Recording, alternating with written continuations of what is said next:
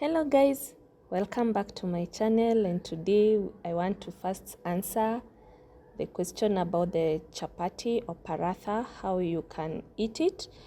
As you watch this video, you'll see how I prepared it for my husband and I. And also I'll show you how to bake two different cakes. As you can see right now, I'm whipping a chocolate cake. For the ingredients, they'll be in the description box. You can try them at home. You can also try that at home. Well, if you have flour, please feel free to play around with it. I come up with ideas. Some I'm not even sure what I'm doing because I love baking, but I always love the outcome of my recipes. So I will show you how to do two cakes today, how to prepare the chapati, and also what I baked my bread. So for bread, I didn't manage to record it earlier because I had already baked it, but I'll put the recipe. And then if you would like to see a video of the bread, please remember to comment in the comment section and I'll do just that. But for this video, please remember to share with your friends and also subscribe so that others can be able to enjoy this content. And I'll be glad to answer any questions that you might have. So enjoy the video.